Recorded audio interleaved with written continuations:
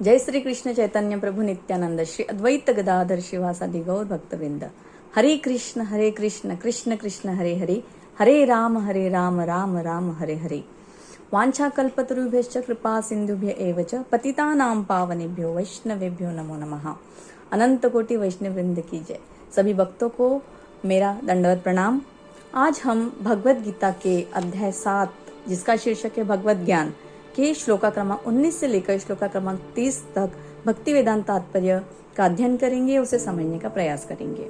तो श्लोका नंबर 19 है, बहुनाम जन्म नामन्ते ज्ञान वामनाम प्रपद्यते वासुदेवः सर्वमिति स महात्मा सुदुर्लभः। तो भगवान श्री कृष्ण कहते हैं कि अनेक जन्म जन्मांतर के पश्चात जिसे सचमुच ज्ञान होता है वह अनेक कारणों का कारण जानकर मेरी शरण आता है, और कहते हैं कि ऐसा महात्मा मिलना बहुत ही दुर्लभ है। तो भक्ति या दिव्य अनुष्ठानों को करता हुआ जीव अनेक जन्मों के पश्चात इस दिव्य ज्ञान को समझ पाता है कि आत्म साक्षात्कार का चरम लक्ष्य है भगवान श्री कृष्ण की प्राप्ति। आत्म साक्षात्कार के प्रारंभ में जीव भौतिकता का परित्याग करने की कोशिश करता है, और हो सकता है शुरुआत में उसका झुकाव निर्विशेषवाद की ओर हो, लेकिन धीरे धीरे आगे बढ़ने पर वह यह समझ पाता है कि भगवान श्री कृष्ण ही अंतिम लक्ष्य है। तो उसे ये भी समझ में आता है कि आध्यात्मिक जीवन में भी कई कार्य हैं जो उसे करने हैं, और इसी से भक्ति का विधान होता है, और इस सब की अनुभूति होने पर वह भगवान श्री कृष्ण के शरण जाता है और प्रत्येक वस्तु को श्री कृष्ण की संपत्ति मानता है, प्रत्येक वस्तु को श्री कृष्ण से संबंधित समझता है। इस प्रकार वह प्रत्येक वस्तु को वासुदेव श्री कृष्ण की संपत्ति मानकर इस वासुदेवमयी व्यापक दृष्टि से भगवान श्री कृष्ण की शरणागत जाता है, और भगवान श्री कृष्ण कहते हैं कि ऐसा महात्मा मिलना बहुत ही दुर्लभ है। कामस्तेस्ते ऋते ज्ञानः प्रपद्यन्त्यन्य देवताः तम तम नियमास्थाय प्रकृत्या नियता स्वया। तो यहाँ कहा गया है कि जिनकी बुद्धि भौतिक इच्छाओं द्वारा मारी गई है वे देवी देवताओं के शरण जाते हैं, भिन्न भिन्न देवी देवताओं की विधि विधानों से उनकी पूजा अर्चना करते हैं और अपनी भौतिक इच्छाओं की प्राप्ति के लिए वर मांगते हैं। तो यहाँ कहा गया है कि जो अल्पज्ञ है या जिनका ज्ञान बहुत अल्प है तो और जिन्होंने अपनी आध्यात्मिक चेतना भी खो दी है, ऐसे व्यक्ति भौतिक इच्छाओं के लिए विभिन्न देवी देवताओं की शरण जाते हैं और उनकी भक्ति करते हैं। सामान्यतः ऐसे लोग भगवान श्री कृष्ण की शरण नहीं आते हैं। क्यों नहीं आते? क्योंकि वे रजोगुण तथा तमोगुण से पूर्ण होते हैं। तो देवताओं के पूजक छोटी छोटी इच्छाओं के द्वारा प्रेरित होते हैं और यह नहीं जान पाते हैं कि परम लक्ष्य तक किस प्रकार से पहुंचा जाए। यो यो याम याम तनुम भक्तः श्रद्धयार्चितुमिच्छति तस्य तस्याचलाम श्रद्धाम तामेव विदधाम्यहम्।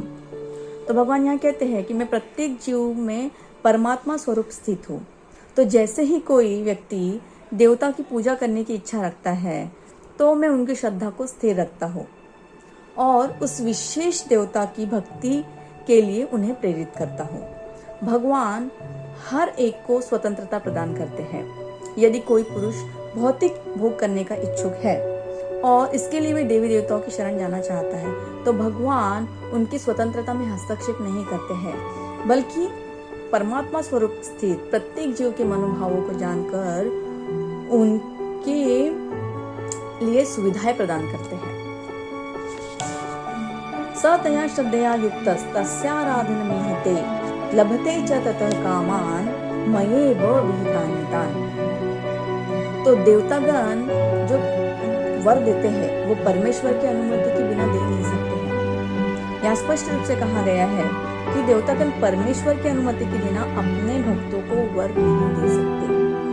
तो जीव भले ही यह भूल जाए कि प्रत्येक वस्तु श्री कृष्ण से संबंधित है या श्री कृष्ण की संपत्ति है, लेकिन देवतागण इस बात को नहीं भूलते हैं। अतः देवताओं की पूजा तथा वांछित फल की प्राप्ति देवताओं के कारण नहीं बल्कि उनके माध्यम से भगवान श्री कृष्ण के कारण ही पूर्ण होती है। अंतवन्तु फलं तेषां तद्भवत्यमेकमेधसां देवान् देवयजो यान्ति मद्भक्ता यान्ति मामपि।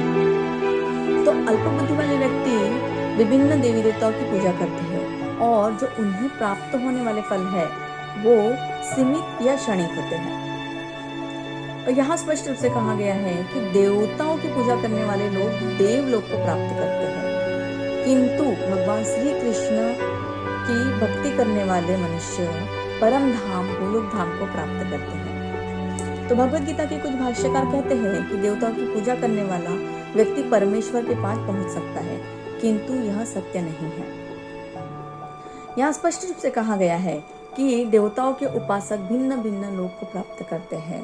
फॉर एग्जाम्पल, जब कोई मनुष्य सूर्य देवता की उपासना करता है तो वह सूर्य लोक को प्राप्त करता है। चंद्र लोक की उपासना करने वाले चंद्र लोक और इंद्र की उपासना करने वाले इंद्र लोक को प्राप्त करते हैं। नाहं प्रकाशः सर्वस्य योग माया समावृतः मूढ़ो यम नाभिजानाति लोको माम अजम अव्ययम। तो भगवान यहाँ कहते हैं कि मैं मूर्खों तथा अल्पोज्ञों के लिए प्रकट नहीं होता हूँ, उनके लिए मैं अपनी अंतरंगा शक्ति द्वारा आच्छादित रहता हूँ, अतः वे यह नहीं समझ पाते हैं कि मैं अजन्मा तथा अविनाशी हूँ। तो यहाँ तर्क दिया जाता है कि जब कृष्ण पृथ्वी पर विद्यमान थे तो सभी के लिए वे दृष्ट थे लेकिन प्रकट नहीं थे।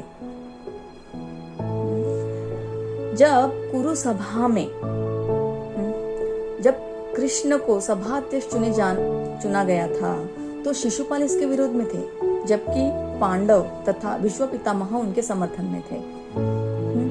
ऐसे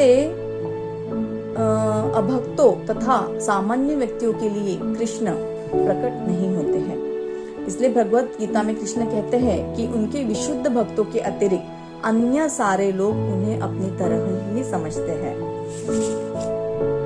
वेदाहम समतीतानि वर्तमानानि चार्जुन भविष्याणि च भूतानि माम तु वेद न कश्चन। हे अर्जुन, श्री कृष्ण कहते हैं कि हे अर्जुन, श्री भगवान होने के नाते मैं भूतकाल में क्या घटित हुआ था और वर्तमान में क्या हो रहा है या भविष्य काल में क्या होना है मैं जानता हूँ। तो सामान्य मनुष्य से भिन्न भगवान कृष्ण स्पष्ट कहते हैं कि वह भली भांति ये जानते हैं कि भूतकाल में क्या घटा, वर्तमान में क्या हो रहा है और भविष्य काल में क्या होना है। लेकिन सामान्य मनुष्य ऐसा नहीं जानते हैं। तो जैसे कि हमने चतुर्थ अध्याय में देखा है कि लाखों वर्ष पूर्व उन्होंने सूर्य देवता विवस्वान को उपदेश दिया था, वह उन्हें स्मरण है। जरा मरण मोक्षाय मामाश्रित्य यतन्ति ये ते ब्रह्म त्वद्विदु कृष्ण अध्यात्मम कर्म चाखिलम। तो जन्म मृत्यु जरा तथा रोग ये भौतिक शरीर को सताते हैं। तो आध्यात्मिक शरीर के लिए लागू नहीं होता है। आध्यात्मिक शरीर के लिए न जन्म है, न मृत्यु है, न जरा है, न व्याधि है। तो जिसे आध्यात्मिक शरीर प्राप्त हो जाता है वह मुक्त है और वह भगवान का पार्षद बन जाता है और नित्य भक्ति करता है। अहम ब्रह्मस्मि, मैं आत्मा हूँ। कहा गया है कि मनुष्य को चाहिए कि वह यह समझे कि मैं ब्रह्म या आत्मा हूँ। साधि भूतादि देवम माम साधि यज्ञम च ये विदुहु प्रयाण काले पीच माम ते विदुर्युक्त चेतसः। तो भगवान कहते कि जो मुझ परमेश्वर की पूर्ण चेतना में रहकर मुझे जगत का, देवी देवताओं का तथा समस्त यज्ञ विधियों का नियामक जानता है, वह मृत्यु के समय भी मुझ भगवान को जान और समझ सकते हैं। तो यहाँ प्रभुपाद तात्पर्य में कहते हैं कि कृष्ण भावनामृत व्यक्ति, कृष्ण भावना में कर्म करने वाले मनुष्य कभी भी भगवान को पूर्णतया समझने के पद से विचलित नहीं होते हैं। कृष्ण भावनामृत के दिव्य सानिध्य से मनुष्य यह समझ सकता है कि भगवान किस तरह भौतिक जगत के देवी देवताओं के तथा सभी के नियामक है। धीरे धीरे ऐसी दिव्य संगति से मनुष्य का भगवान में विश्वास बढ़ता है। अतः मृत्यु के समय ऐसा कृष्ण भावना भावित व्यक्ति भगवान कृष्ण को भुला नहीं सकता। अतएव वह सहज ही भगवत धाम गोलोक वृंदावन को प्राप्त करता है। तो यह 7वां अध्याय विशेष रूप से बताता है कि किस प्रकार से पूर्णतया कृष्ण भावना भावित हो सकते हैं। तो कृष्ण भावना का शुभारंभ ऐसे व्यक्तियों के सानिध्य से होता है जो कृष्ण भावना भावित होते हैं। तो इस प्रकार श्रीमद् भगवद गीता के 7वें अध्याय भगवत ज्ञान के भक्ति वेदांत तात्पर्य को आशा करती हूँ कि हम समझ पाए हैं। हरे कृष्णा।